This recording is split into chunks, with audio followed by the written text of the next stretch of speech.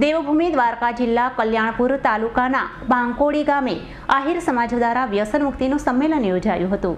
દેવભૂમિ દ્વારકા જિલ્લાના કલ્યાણપુર તાલુકાના બાંકોડી ગામે આહિર સમાજ દ્વારા વ્યસન મુક્તિનું સંમેલન યોજાયું હતું, જેમાં અંદાજે 1000 થી વધારે આહિર સમાજના યુવા અને પીઠ આગેવાનો ઉપસ્થિત રહ્યા હતા। સમાજને એક નવી દિશા આપવાના નેમ સાથે બાંકોડી ગામે અનેક અગ્રણીઓ ઉપસ્થિત રહ્યા, જેમાં સમાજના આગેવાનો દ્વારા વ્યસન મુક્તિ પર ખાસ ભાર મૂકી વિધિવત ચર્ચા હાથ ધરવામાં આવી હતી। બાંકોડી મુરલીધર આહિર સમાજ વાડી ખાતે દ્વારકા તેમજ જામનગર જિલ્લાના આહિર સમાજના લોકો ઉપસ્થિત રહ્યા હતા।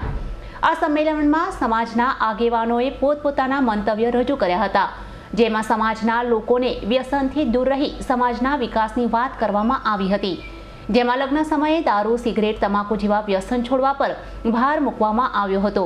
જ્યારે સમાજમાં કોઈ વ્યક્તિ દારૂ વેચતા કે પીતા ઝડપાય તો સામાજિક અને રાજકીય બહિષ્કારની વાત પણ આ સંમેલનમાં ઉચ્ચારવામાં આવી હતી અને તમામ પ્રકારના ભેદભાવથી દૂર રહેવાની વાત પણ અગ્રણીઓ દ્વારા કરવામાં આવી હતી।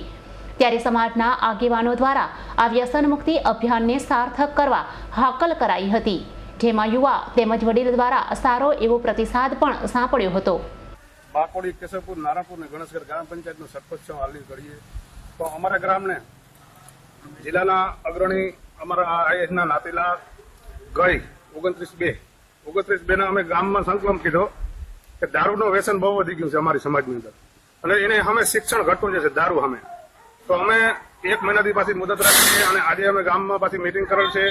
એમાં જામનગરના અને દેવભૂમિ દ્વારકાના જે કંઈ 5 કે 70 ગામ આવે એ બધા ગામને આમંત્રણ દીધું છે, અને આજે 2 થી 3 હજાર માણસની વસ્તી અહીં છે, અને બોડી લોકોમાં માણસોએ આજે વ્યસન મુક્તિના સંકલ્પ લીધા છે।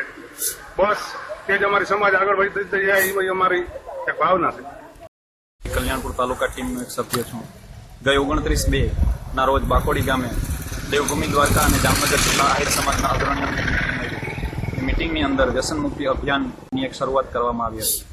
આ વ્યસન મુક્તિ અભિયાનમાં અમારી સ્વૈચ્છિક જવાબદારી તરીકે દરેક ગામડાની અંદર જાગૃતિ લઈ આવવા માટે અમે કલ્યાણપુર તાલુકાના લગભગ 55 જેટલા ગામોનો વ્યક્તિગત પ્રવાસ કર્યા, ગામે ગામ વડીલોની અને યુવાનોની મીટિંગ કરી, અને એ જાગૃતિના ફળ સ્વરૂપે કલ્યાણપુર તાલુકાના અનેક ગામના અનેક પરિવારોએ સ્વૈચ્છિક રીતે સામાજિક પ્રસંગોએ પોતાના વ્યસન છોડ્યા છે।